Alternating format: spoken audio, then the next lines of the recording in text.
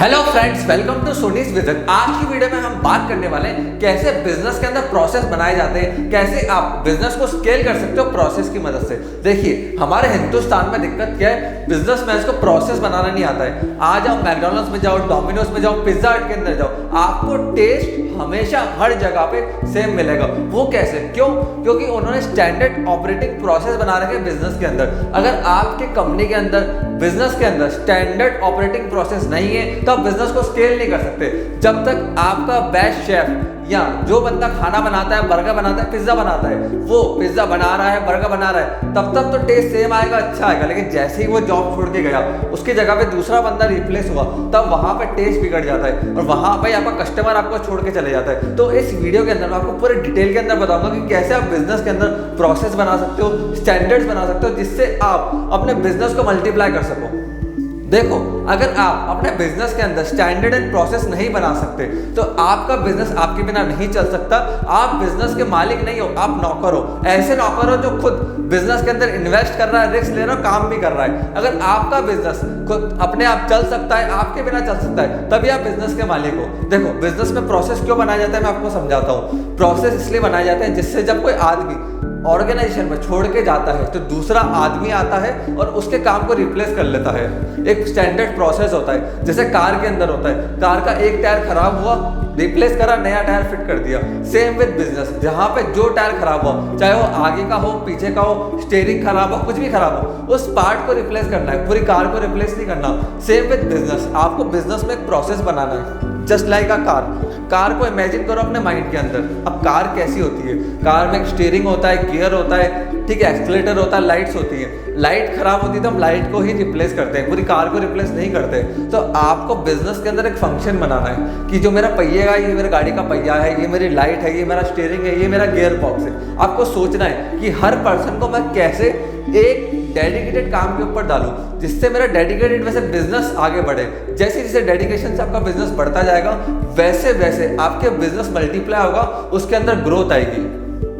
अगर आप एक रेस्टोरेंट का बिजनेस चला रहे हो, आपने वहां पे बहुत अच्छे शेफ्स रखे हुए, तो उसका एक स्टैंडर्ड ऑपरेटिंग प्रोसेस बनाओ। हर चीज को लिखवाओ और लिखो कि ये प्रोसेस कैसे काम करता है, ये चीज कैसे चलती है। उसका मैं रीजन समझाता हूँ क्यों। लेट्स सपोज आपका शेफ आज आपको छोड़ के चला गया, आपको वापस उसको रिप्लेस करना है, किसी नए शेफ को लेके आना है। तो वहां पे दिक्कत क्या होगी? जो नया शेफ आया उसको पता नहीं कि पुराने वाला कैसे काम करता था, कि डिश कैसे बनाई जाती है, तो सारा काम गड़बड़ हो जाएगा। वहां पे आपको चाहिए स्टैंडर्ड ऑपरेटिंग प्रोसेस। जो मैनुअल्स होते हैं वो हर चीज लिखी होती है स्टेप बाय स्टेप। जब नया शेफ ज्वाइन करेगा, उसको मैनुअल पकड़ाना है, वो मैनुअल को रीड करेगा, उसके बाद उसको चेक करो, इंटरव्यू लो, क्या इसको ढंग से चीजें समझ में आई या नहीं आई, क्या ये वर्क कर पाएगा या नहीं कर पाएगा। तो मैनुअल से आपका बिजनेस ऑटोमेट होता है, एक प्रोसेस डेवलप होता है बिजनेस के अंदर। अब मैं आपको 4 ऐसे स्टेप्स देने वाला हूं जिनकी मदद से आप अपने बिजनेस को ऑटो पायलट या एक प्रोसेस पे ला सकते हो, जिससे आपका बिजनेस स्केल होगा बहुत तेजी से।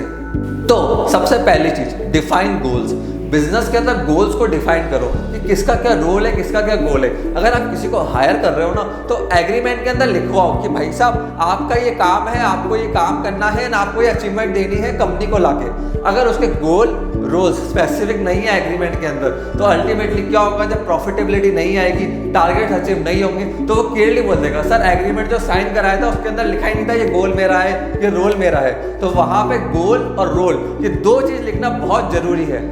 अब बात करते हैं दूसरी चीज की, plan and map the process. देखो, ये चीज क्यों जरूरी है? आपको प्लान करना पड़ेगा कि ये जो पर्सन को मैं हायर कर रहा हूँ वो कैसे काम करेगा, उसका रोड मैप डिफाइन करो। जैसे आपको जयपुर से दिल्ली जाना है तो आप गूगल मैप्स के अंदर जयपुर से दिल्ली डालोगे, जयपुर से बॉम्बे नहीं डालोगे। मालूम पड़ा जाना था दिल्ली, पहुंच गया अहमदाबाद। ये सबसे बड़ा गलती होती है। आप मैनुअल्स के अंदर लगाओ कि आपको कैसे उस पर्सन को काम देना है, क्या उसका रूल्स रहेंगे, कैसे उसको प्रोसेस को करना है, जिससे वो अपने डेस्टिनेशन और जो गोल्स है उसको इजीली अचीव कर पाए। फिर तीसरी चीज आती है एक्शंस। अब एक्शंस कैसे लेने, कितने टाइम में टारगेट्स को अचीव करना है, कैसे पूरा प्रोसेस होगा। हम गोल्स बना लेते हैं, रूल्स बना लेते हैं, सब कुछ कर लेते हैं, एक्शन प्लान भी दे देते हैं, लेकिन उस पर एक्शन लेगा कौन और कैसे लिया जाएगा, कौन उसको चेक करेगा। लेट्स सपोज 2 लोग आपकी कंपनी में काम कर रहे हैं, राम और गोपाल। अब राम का काम है ए टास्क को करना, बी का और गोपाल का काम है बी टास्क को करना। अब जब बहुत सारे लोग बढ़ते जाएंगे कंपनी के अंदर, तब आपको एक थर्ड पर्सन हायर करना है जिसका काम होगा कि सारे पर्सन्स को देखना, जो रोल और गोल्स इनको दिए गए, उसके बाद जो एक्शन प्लान इनको दिया गया, क्या उस पर एक्शन लिया गया, क्या उस एक्शन को अचीव करा गया, जिससे टाइमली हर काम पूरा हो। दिक्कत क्या होती है, रोल्स भी आ गए, गोल्स भी आ गए, बट जो हमने एक्शन प्लान उनको दिया उस पर वो टारगेट अचीव हो ही नहीं पाते। इसलिए आपको ये डेली या वीकली चेक करवाना है कि जो भी टारगेट दिए जा रहे हैं उस पर एक्शन लिया जा रहा है या नहीं लिया जा रहा, गोल्स अचीव हो रहे हैं या नहीं हो रहे हैं। फिर चौथी चीज आती है मॉनिटर। जब भी आप बिजनेस को एक्सपेंड करते हैं, बड़ा करते हैं, तो हर चीज को मॉनिटर करना बहुत जरूरी है। आपको मॉनिटर करना है कि डेली आपका काम कैसे चल रहा है, वीकली काम कैसा चल रहा है, कितने टारगेट्स अचीव हुए। जो एक की मैनेजिंग पर्सन होगा उसका काम यही होगा कि टारगेट्स को चेक करना।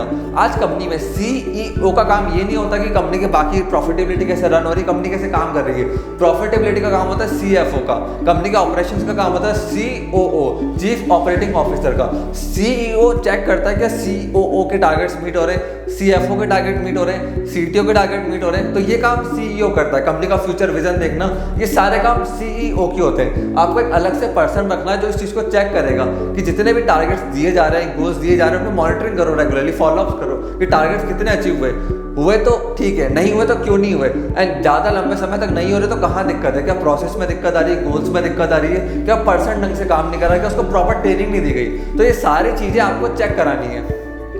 आज आप देखिए TCS, Tata consulting services, Reliance का जियो, इतनी सारी मैन पावर हायर करके बैठा, आप सोच भी नहीं सकता। इनमें लाखों लोगों से भी ज़्यादा काम करते हैं। चले आप अमेजॉन को ले लो, गूगल को ले लो, डिलॉयट को ले लो, KPMG को ले लो, PwC को ले लो, इनके पास लाखों की मैन फोर्स है। अब इतने सारे लोगों को मैनेज कैसे करते हैं? यही सारे स्टैंडिंग प्रोसेस फॉलो करते हैं ये। सबसे पहले रोल्स, फिर गोल्स, फिर उनके बाद फॉलोअप देना, एक्शन प्लान देना, और उसके बाद मॉनिटर करना कि हाँ जो हमने गोल्स दिया, रूल्स दिया, एक्शन प्लान दिया, उस पर काम हो रहा है या नहीं हो रहा है। तो मैं आशा करता हूँ ये वीडियो आपको पसंद आई होगी। अगर आप मेरे से कंसल्ट करना चाहते हो तो नीचे मैंने कॉन्टैक्ट नंबर दे रखा है अपना, आप उस पर कॉल करके अपना स्लॉट बुक कर सकते हैं। तो प्लीज़ आप इस वीडियो को लाइक करके जाना, हमें कमेंट सेक्शन के अंदर बताओ कि आप और कौन सी वीडियोस देखना चाहते हो। ऐसी वीडियोस हम आपके लिए और लेके आएंगे जिससे आप वेल इन्फॉर्मेटिव रहें और नॉलेजेबल रहें। आपने इस वीडियो को यहाँ तक देखा उसके लिए थैंक यू।